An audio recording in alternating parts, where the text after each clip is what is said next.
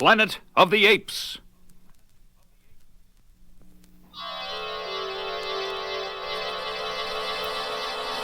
Three astronauts traveling in a state of suspended animation approach their destination after 18 months in a spacecraft flying at the speed of light, only to make an unprogrammed splashdown into a vast, foreboding lake. What went wrong? I don't know. She went under before I could listen to the tapes. Be thankful that this air isn't as poisonous as it looks. Gone. We're here to stay. But where are we? And even more important, when? According to Hasline's theory of time in a vehicle moving at the speed of light, Mother Earth will have aged a couple of thousand years, while we have outlived everyone we knew, while we have scarcely aged at all. Great. Stranded 2,000 years in the future on a lifeless planet revolving around some unknown star. lifeless is right. Nothing can grow here. That lake we landed in is almost pure salt. Don't give up too soon. We have 3 days worth of food and water. 3 days to find life on a dead planet. Landon, coming? In a minute. Ha! And I thought you were ready to give up. The astronauts' trek for life takes them across a bleak and hostile landscape. I can't figure this place. There's a thick cloud of dust, but it's as humid as a jungle. Lightning and thunder, but no rain. I give up. I can't drag my feet. Don't, Dodge! Don't move your feet! What is it? It's life! Then we're going to make it. Listen, that roar. Is it a waterfall?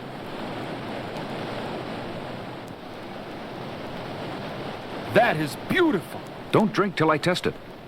It's okay. Let me at it. Hold it. Company. So much for our dead planet theory. Hello! That's the old charm, Taylor. Who or what were they? That footprint looks human. Maybe you guys didn't notice, but that pretty one looked very human. Hey, not bad for a 2,000-year-old man. Here's their trail. They looked like primitive men. I think we've found a Stone Age culture. You know, I think we could become big shots on this planet. A rifle shot in the Stone Age? The primitives are being hunted down by gorillas on horseback. Suddenly, the spectators become part of the hunt. Look out! They're after us, too! Dodge! Ah! Landon, this is madness! Seeing Dodge shot dead and Landon trampled, Taylor makes a desperate run for freedom, only to find himself facing one of the ground gorillas who have been flushing out the terrified primitives. In a blind rage, Taylor seizes the long stick from the surprised hunter, and the beater finds himself being beaten. This is for Dodge, and this is for Landon, and... A rifle cracks, and Taylor feels fire at his throat. A really vicious beast. All the more reason to wipe them all out. But I'm sure the animal psychologist will want to save this one for experiments. After a long period of blackness, Taylor's mind swims back to consciousness. He finds himself strapped down, and dimly he realizes he is receiving blood. Then he passes out again. This is the one with the strange clothes? Yes, Dr. Zira. He's lost a lot of blood. I don't know why we're bothering to save him. Filthy humans. Taylor wakes for good to discover he is living his nightmare. He is caged like an animal in an animal hospital. Good morning, Bright Eyes. You interest me, Bright Eyes. Oh, I won't hurt you. I'm an animal psychologist. But how can I explain that to you? I'm convinced that humans have great intelligence. If only you had the gift of speech. Taylor stares in amazement at the talking chimp. He tries to answer, but his throat wound has robbed him of speech. Now it is Zira's turn to stare in amazement at the dumb human who seems to be mouthing words. Bright Eyes, are you imitating my mouth movements? In frustration, Taylor suddenly grabs the psychologist's clipboard and pencil. Hey, give that back. I warn you not to get too close, Dr. Zira. All humans are vicious beasts. But Zira is shaken to the core by Taylor's note. My name is Taylor. Zira shows Taylor's note to her fiancé. Cornelius, I tell you, he has ape intelligence. A human wrote this? He could prove your theory about a missing link between the lowly human beast and the civilized ape. Yes, yes. Dr. Zaius would have to let me pursue my archaeological research then. A writing human. If only he could talk.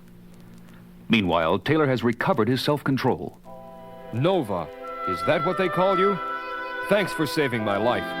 Hey, I'm talking. My voice has come back.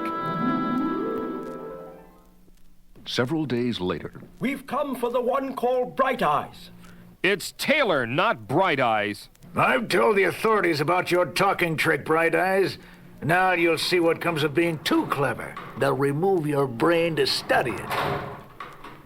Suddenly, realizing his helplessness, Taylor struggles vainly. He's strong for a human. I'd club him, but Dr. Zaius wants him at an inquiry. In collar and leash, Taylor is led through the door of a forbidding inquiry room. Dr. Zira, I can talk. Shh, I heard about it. And Cornelius and I arranged this inquiry to try to save your life. The inquiry is a fiasco. In vain does Taylor try to tell his story. We came from outer space, from a distant planet called Earth. Nonsense. Dr. Cornelius, do you believe this preposterous nonsense? Not entirely, Dr. Zaius, but he does accurately describe the eastern desert region where I made my archaeological discoveries. Your discoveries were scientific heresy, and you have been forbidden to speak of them. I am a fair ape, Bright Eyes, but as Minister of Science, I believe in proof. The companions you spoke of, could they confirm this wild tale? One is dead at your hands. The other, I don't know. Perhaps he was also captured. Very well. Let us see if your fictitious astronaut friend can be found among the survivors of the hunt in which you were captured, Taylor. Taylor, do not antagonize them needlessly. Our careers are in jeopardy and your life. You don't fully believe me either, do you, Zira? That's him, Landon, on the left. Landon! John, it's me, Taylor. Let him approach, guards. You vicious savages! You've removed his frontal lobe. Return that animal to his cage before he gets violent. Beaten and hauled back to imprisonment, Taylor gives in to his despair. Nova, this place is insane, mad. For some reason, they fear me, want to destroy me. How can I fight them? I'm all alone. I've come for this mail. He's to be transferred to the zoo. Says who? Dr. Zaius, read it for yourself. This is no good. It's not signed. Hit him, Bright Eyes!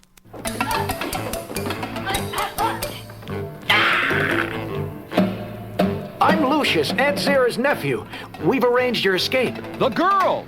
Under cover of darkness, Zira leads Taylor and Nova to a wagon. Be quiet, and we may manage this. All men look alike to most apes.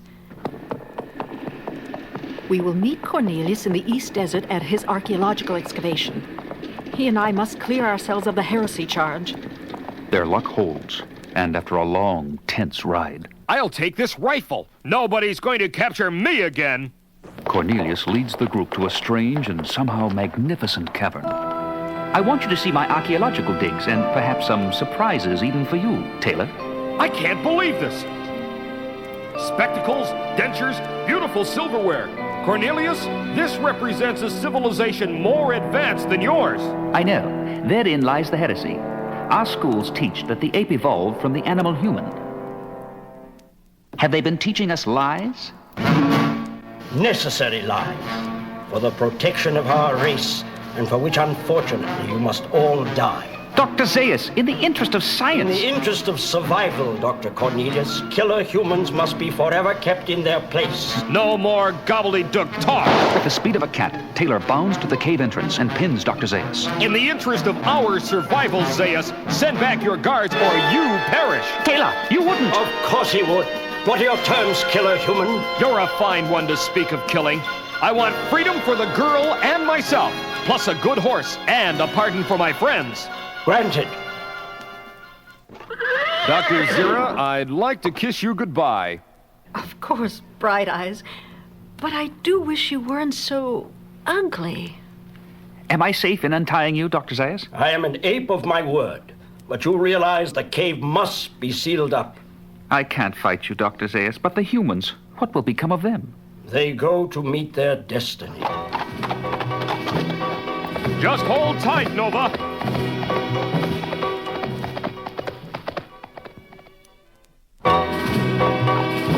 What's that up ahead?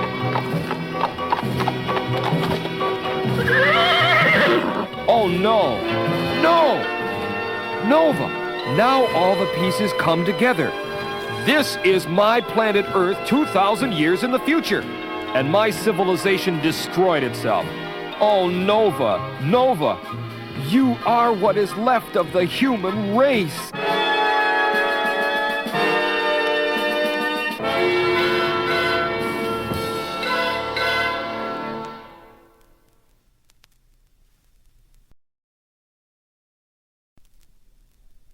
Escape from the Planet of the Apes. In the year 3955, the world comes to a fiery end. This isn't prophecy. It is actually being witnessed by Earth's last two living beings. The fools have done it! Look, the rim of the Earth is melting! Then why did we escape? Where do we go? Perhaps nowhere! Hold tight! Shockwave! The vibration! I'm blacking out! Just as well. The instruments are going haywire. I don't know how long the ship will hold together. Its occupants unconscious, the spaceship becomes a ball of fire as it enters a dense atmosphere and splashes down into a tranquil blue sea. Are we all right? That remains to be seen. Yes, Mr. President. A Marine copter reported a spacecraft in the water off the California coast, but we had no spacecraft up. Jim, we've checked the markings. Hold on to your seat. It might be Taylor's ship. Have you heard? This might be Taylor's ship. But that was lost in space over a year ago. Nobody can be alive inside. I hear voices. They speak our language. They must be intelligent. Perhaps, but do not speak till we've appraised the situation. Someone is moving. Wait! There are two! Step back. Don't touch them. Chimps! Humans! I hope you're satisfied, Cornelius. I pretended to be mute as you instructed, and what do we get for our trouble? We end up in a cage. They call this a marine guardhouse. Bars make it a cage. We caged enough humans, didn't we? Oh, Cornelius, we are in danger, aren't we? Yes, dear. Remember how Taylor was treated when he tried to convince us that he was intelligent and had come from space? Now we are in Taylor's position. Our apenauts are to be transferred to the zoo. Distinguished visitors for the monkey house, huh?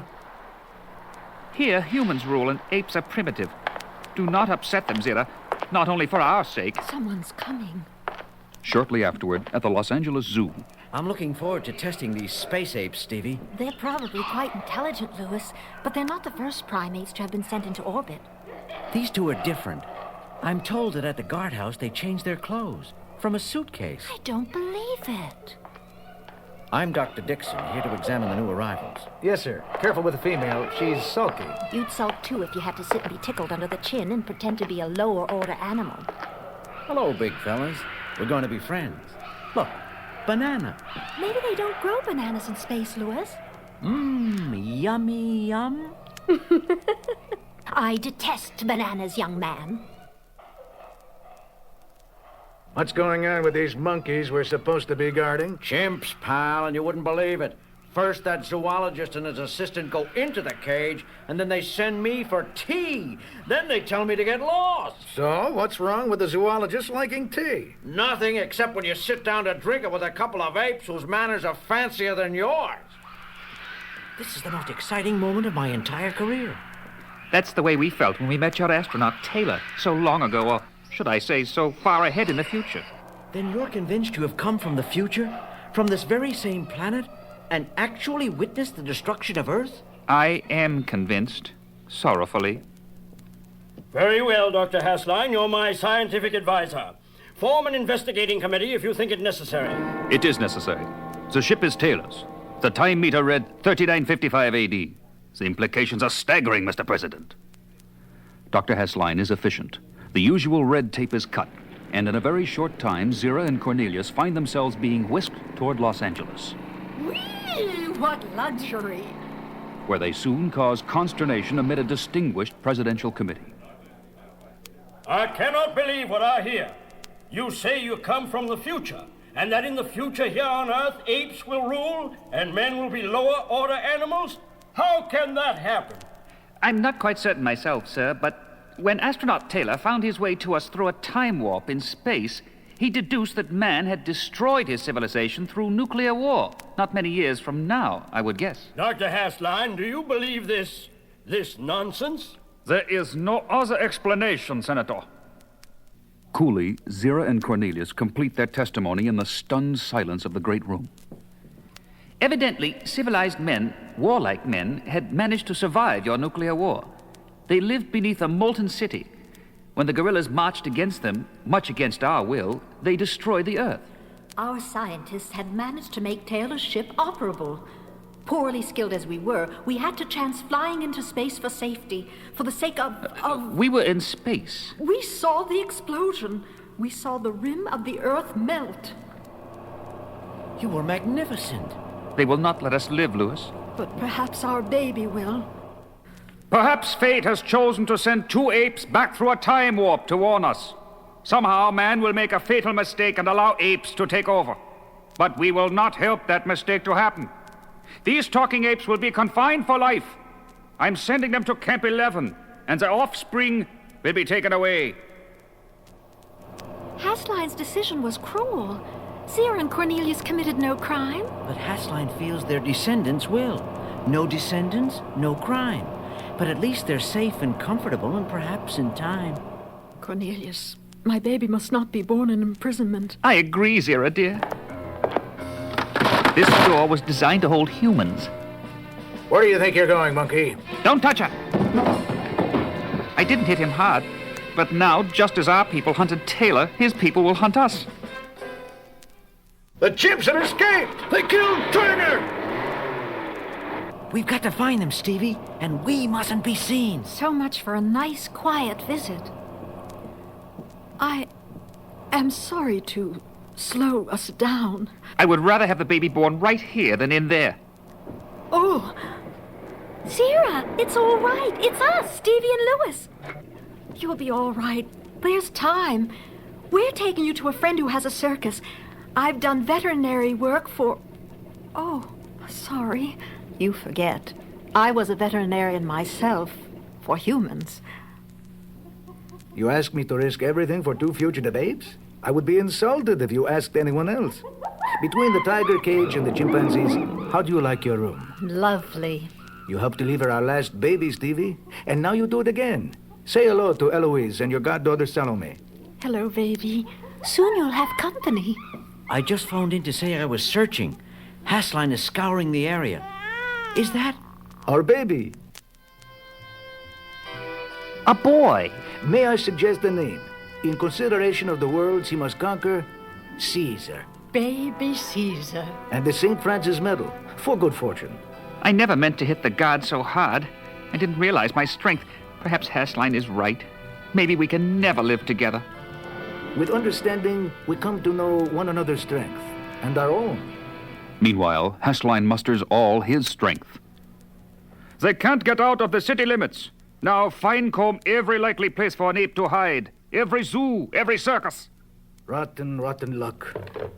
Lewis, we must hide them. Hashline's men are heading here. Where can they go? I know a place. In 2 weeks, I break camp and go to Florida. They will be safe there for life. Zira? Coming. I'm saying goodbye to Heloise.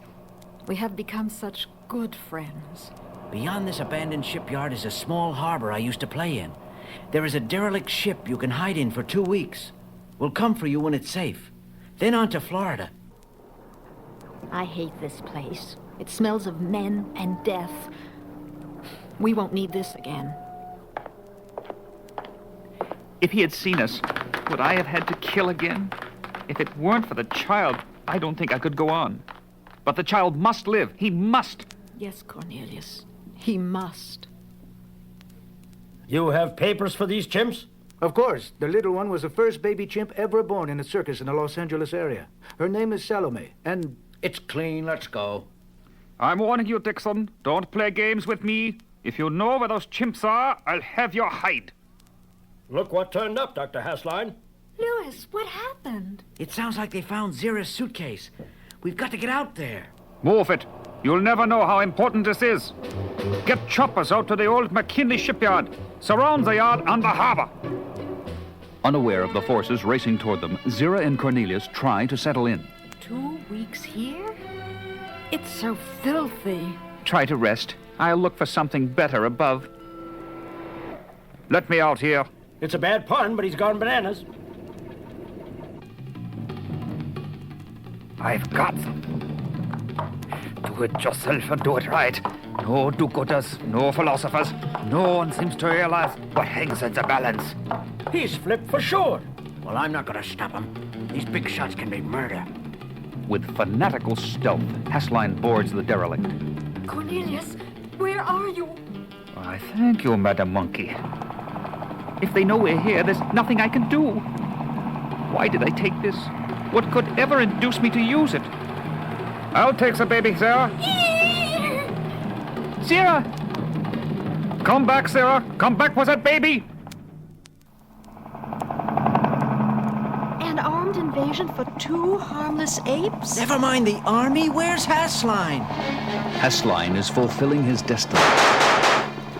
Sarah! Sarah! Wait! Don't fire! Oh, Lewis. I have changed man's fate, Dixon. Have you, Hassline? Have you? Get ready to move out. How you doing, little fella? Mama. Mama. From out of the future to lead your fellow creatures into the future. Caesar indeed. Mama. Mama.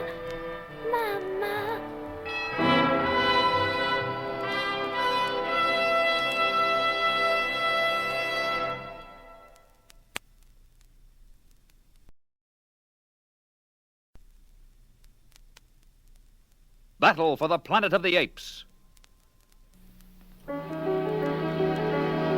year is 2670 AD. The place, North America. In a ceremonial setting, an ancient lawgiver begins to read. In the beginning, man and beast dwelt in peace. In time, evil men waged war both against their own kind and the apes, whom they placed in slavery. Then a leader appeared to deliver his fellow apes to freedom. Man, in the vilest of all wars, destroyed his own cities and his civilization. The leader lived through the Holocaust, along with a precious handful of survivors. He brought them out of the molten city to greener pastures, where ape and human could learn to live in harmony. His name was Caesar, and this is his story. Caesar, in a few short years, you have carved a paradise out of the wilderness. Paradise? That would mean happiness for all, would it not? McDonald has ape privileges, but there's no equality for us. Maybe you're not old enough to remember how humans used to treat the apes.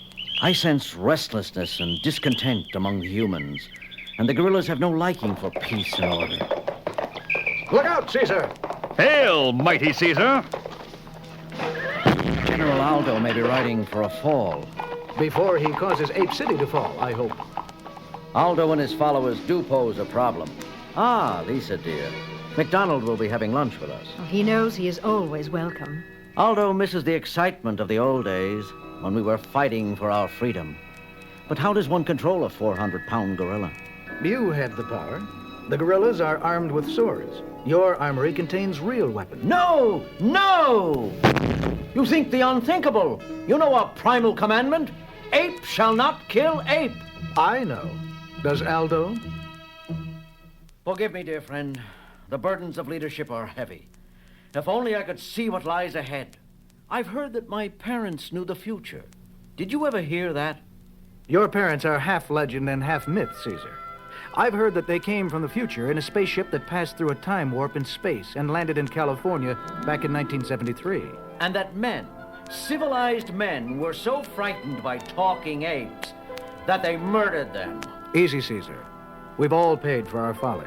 Again, forgive my emotions. I never really saw my parents. They were slain when I was a baby. You mean you never saw the videotapes of their interview after they landed? They were in the archives in the Forbidden City. McDonald! Could the tapes still exist? You can't be thinking of searching for them. You yourself declared it a forbidden city, Caesar. At dawn, 3 figures pass a guerrilla lookout post on the road out of Ape City. General Aldo, look. They're going toward Forbidden City. It's Caesar himself breaking Caesar's rule. I hope he never makes it back. Look at those guns. They make my mouth water. Caesar, when you move, you move. You've commandeered weapons and a Geiger counter from the armory, and Professor Virgil from his classroom. And we're 2 days into the desert before my eyes are fully open. Virgil's students need a rest from his fancy theories. He teaches that time is a circle and eternity a straight line, and their brains turn to lead. What we need is practical knowledge of radiation and Geiger counters. The Geiger speaks to us all. We're getting close. From a rise, the travelers gaze transfixed at a city crumpled and melted by an inferno into a glassy slag heap. Lord, unbelievable and almost beautiful. If death is beautiful. Find your subterranean vault quickly, MacDonald. This radiation is deadly. Hurry, tell Culp. It's like a catacomb. But it's cleaner. We have time to look. Governor Kelp, intruders! Ah, there they are. The scanning devices are still operative. So, Mendez, you thought me mad to maintain wartime vigilance. 3 lost strangers don't make a war. You don't recognize the chimp? That's Caesar, the leader of the blasted ape insurrection. He's come back to finish the job. But I'll finish him. Battle stations! Battle stations! Seize invaders in archive section! I think we've found it. Is that my mother? You look like her. We saw the guerrillas' war from space. We saw a blinding white light. The Earth's surface began to melt. The date meter in our spaceship read 3950. Destruction of our planet. That is our future. How dare you theorize about eternity? That is only one future. Time is like a many-lane highway from the past to the future. A car in lane A may crash while a car in lane B travels on. It follows that you can switch lanes and survive. Find the correct lane, Caesar, and lead your civilization to safety. Switch lanes? That makes the burden of leadership unbearable. Surrender or die! Caesar explodes out of despair and into decisive action. Out the other way! Observe the difference between philosopher and born leader. The latter switches lanes by reflex. This way! Through here! They got away. How? They were too strong for us. They were healthy. Send out trackers. Find their headquarters. Mobilize for total war. An exhausting double-time race across the desert brings Caesar and his companions close to home. Caesar, you were magnificent. We've done nothing. Our real work lies ahead. Halt! Who goes there? You know who I am, fool. Be at the schoolhouse tomorrow morning for an emergency council meeting. Something tells me our chance may have come. Governor Culp, we have tracked the invaders to an ape city to the north. Ah, with surprise on our side, this is our chance.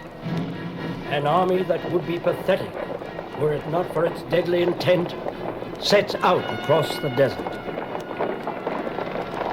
At an emergency council meeting, Caesar sums up his disastrous trip. And so because the dead city turns out not to be dead, and because of the deranged condition of the survivors there, we must consider preparations for war. No! I regret this more than you, but we must plan. Bah! Planners, talkers, cowards. I welcome war, and I will not sit in council with a human. Perhaps I shouldn't be here. Nonsense, Aldo bluffs. I need you, MacDonald. I rely on you. I trust you. Through the long day and into the night, Caesar and his council draw up plans. We must erect barricades, stock food in the center of the city, create a militia, and most important, set up plans for the quick distribution of arms from the armory. While General Aldo sets his own plans in action. Group A, you know what to do. The rest of you, on to the armory. And Culp's army reaches the outskirts of Ape City. Look at that food. Why have we been scavenging all these years? Caesar! Aldo has looted the armory and has rounded up all the humans and imprisoned them in the stockade. He dared? while we work through the night. Caesar, a strange army is encamped in the orchards. They have shot the guerrilla outpost. My faulty leadership. I underestimated Aldo's recklessness and Culp's madness. Barricade the street. Perhaps Aldo can hold the mutants long enough for us to organize. I must free my people. They'll be slaughtered penned up. What's this human piggy doing out of his pen? Idiots. What are you doing here with an enemy army at the city gates? You call those human runts an army? As soon as General Aldo finishes them off, he'll come for you. So don't get too comfy. No more humans in our new world. These rifles are great, General, but we haven't had any instructions. They're automatic. Even a dumb gorilla can... Here they come. Imagine sending monkeys to fight a man's war. The gorillas gallop into a semicircle of carnage. Now! Regroup! Follow me! Victory! The city is ours! They're coming! Get ready! Now, I want Caesar! Colt possesses the one major weapon of the battle, and it opens the city like a can opener. Can this be Caesar? Remember this? Does it remind you of the good old days when apes knew who their masters were? The wrong words. Charging from the rear, Aldo and his troops cut down the panicked invaders to the last mutant, Colt. I claim victory and full command. Now for the other human swine in the stockade. No! You say no? You sniveling talker, you say no to Aldo? Aldo, respect. Respect me! Ape shall not kill ape! Too late. You should have told me sooner. But it didn't hurt a bit. Shall we try again? Storytellers will swear from generation to generation that living fire leaped from Caesar's eyes. Aldo will kill him. Never in a million light years. Caesar's rage is like nature unleashed. Aldo flees to the trees in vain. In the dead silence, the branches snap like pistol shots, and the gorilla lands like a boulder that has never known life. The lane you had to choose, Caesar. Caesar, forgive me for saying this. Do not release us if it's going to be the same as it's always been. If we humans can't come out as equals, to work and live alongside you in our own way, together, then we'd just as soon stay penned up. I never considered anything else, at least not since I fell out of the tree. We need one another if there's to be a future for this planet. We must watch together for whatever evil might come crawling out of the haunted, forbidden cities of our world. The lawgiver finishes his narrative. Twilight rests softly on the rapt faces of his young listeners. And so we have lived together now for generations, men and apes as equals, watchfully guarding our future. Lawgiver, does anyone really know the future? Perhaps only the dead, child. Is it the evening dew glistening in Caesar's stone eye?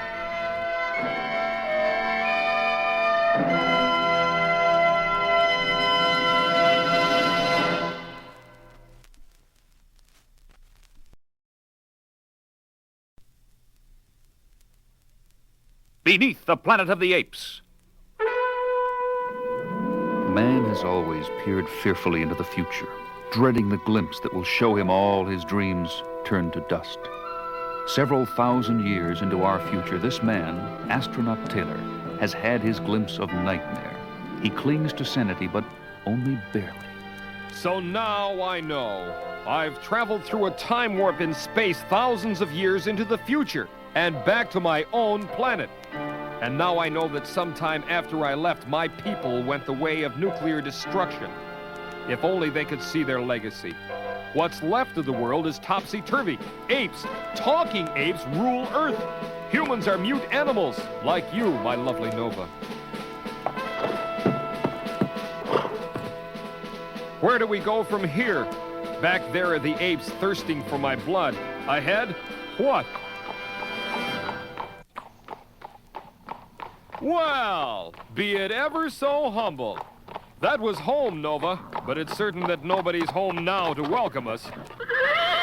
Fire! How? What's feeding it?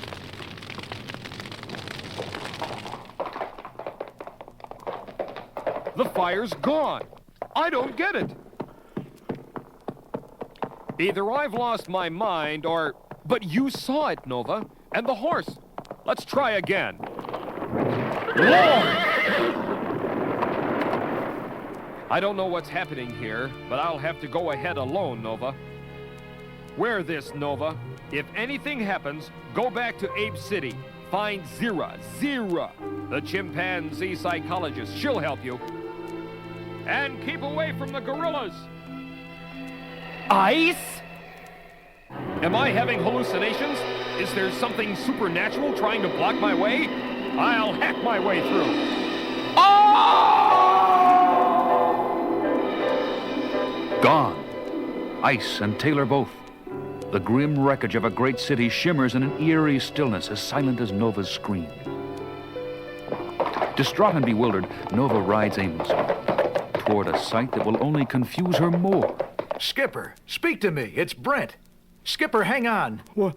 Where are we? I don't know. We were following Taylor's exact trajectory and probably duplicated his fate. I don't know where we are, but the smashed instruments tell us when. 3955 AD. You shouldn't joke at a time. A time? Skipper! What a fool's errand. Searching for a lost spaceship. Now there are two. Hello. Oh, no. I'm dreaming. None of this is true. You don't smash up a spaceship and step out to meet a beautiful ragamuffin out for a morning canter. I am friend. Brent. You understand? Whoops. No sale.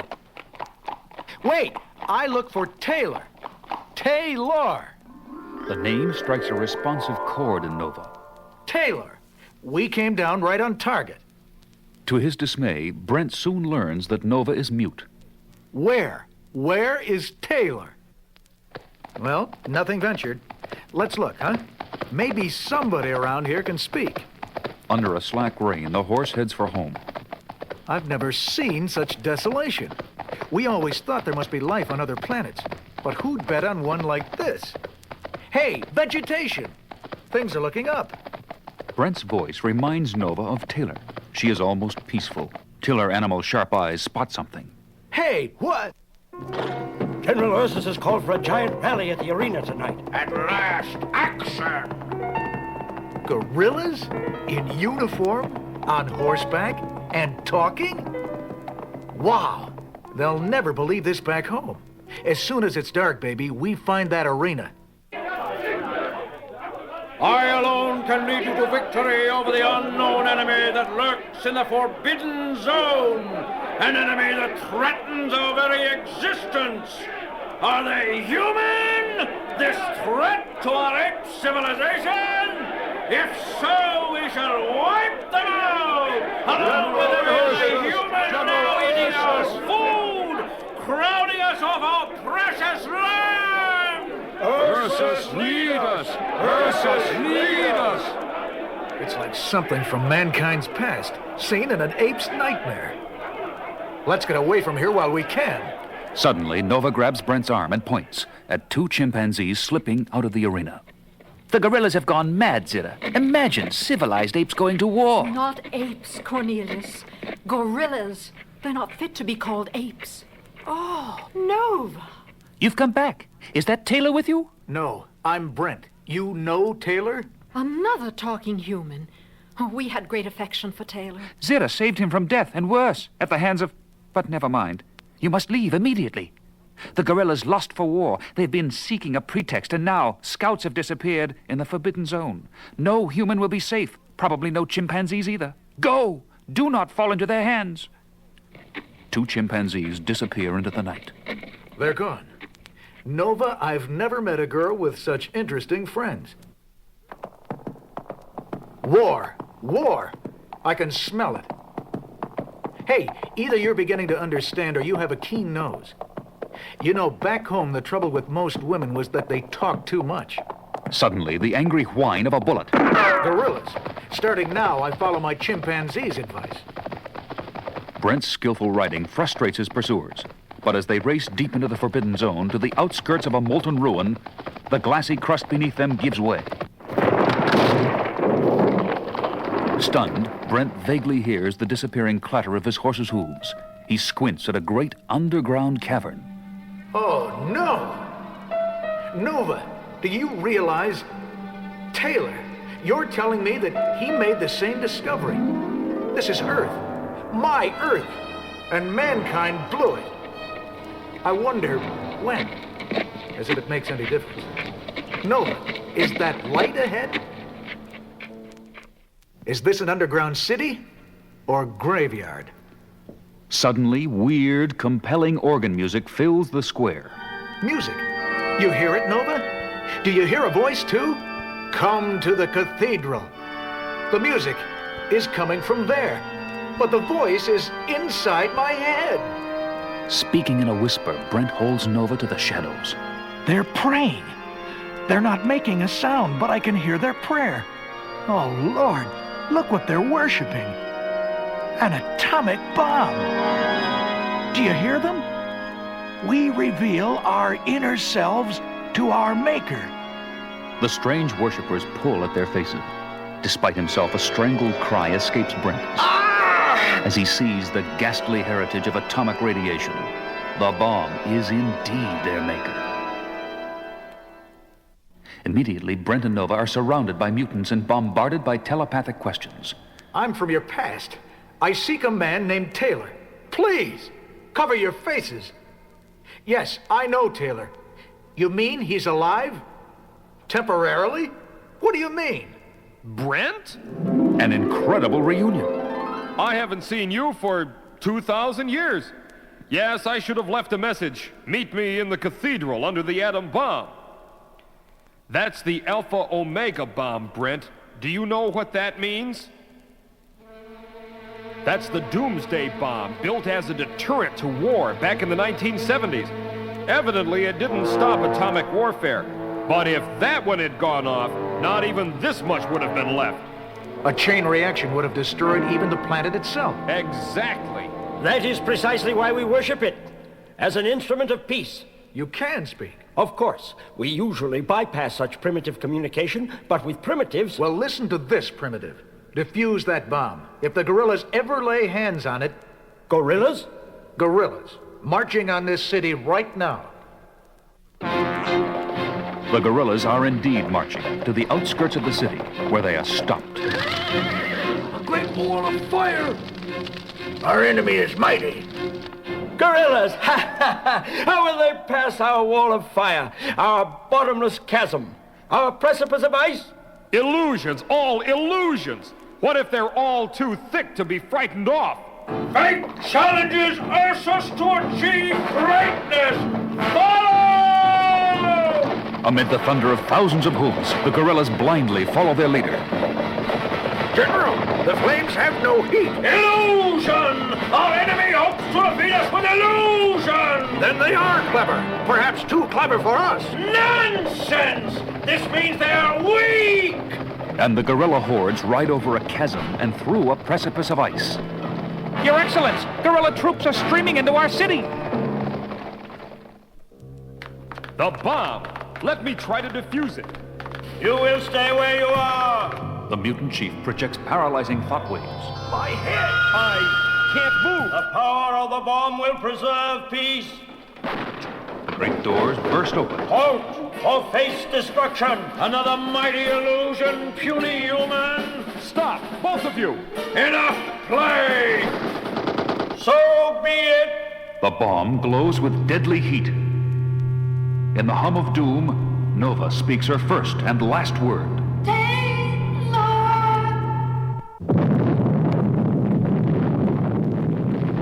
With this unspeakable explosion, the city once again, and for all time, is destroyed.